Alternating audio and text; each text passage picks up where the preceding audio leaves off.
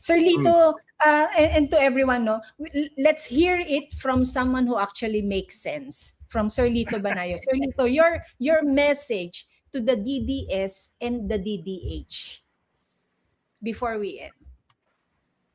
Sa DDS, no, wag naman sasama ang kalooban, ano. Sa DDS, imbis na ang mensahe ay nababasa natin sa mga social media, through social media karimitan, dahil hindi naman inaano ng DDS, hindi naman pinapatulan ng DDS ng traditional media, no? Yung huwag nating masyadong iangat yung mensahe na pagsisara ang presidente, kawawa kayo. Yung bang politics of vengeance? Huwag yun, no? Ang dapat nating i-highlight, simple, was your life better when Duterte was president as against now that Marcos is the president?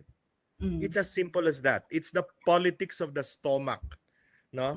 Ang mga alam mo, kahapon guest namin si Leandro Leviste, Congressman Leviste, doon sa Plaridel, yung forum, Plaridel Forum.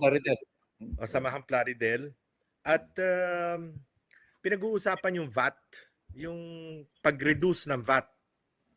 At ang lagi sinasabi ng ating economic managers ay kaya hindi pwedeng tanggalin ang VAT kasi dapat targeted ang tulong at targeted sa mga mahihirap. Ang sinabi ko kay Congressman Leviste, ilan ba sa mga mayayaman at middle class ang bebenepisyuhan ng pagbawas ng VAT?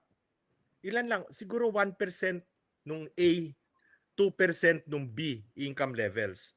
Pero ang karamihan na nahihirapan dito sa kasalukuyan, hindi lamang yung poorest of the poor, hindi lamang yung D2 at saka yung E income levels, ay yung middle class. Pareho natin. Di ba? Entitled na nga ho tayo sa AI.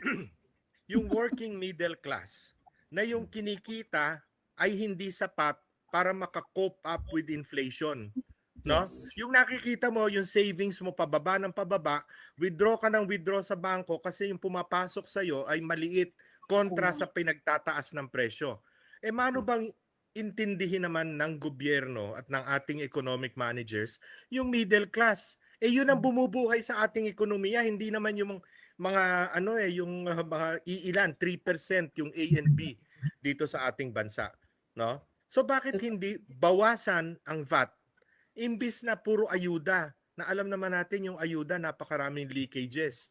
Politiko rin ang nagdidesisyon in so many cases. At tayo nga ay naging ayuda republic na. Parang umaasa na lang ang tao sa dole-outs. Yung iba nga nangangamatay na sa pilahan para sa dole-outs, no? It's very sad, no? It's simply unthinkable na ganito ang klase ng governance na nakikita natin sa ating bansa.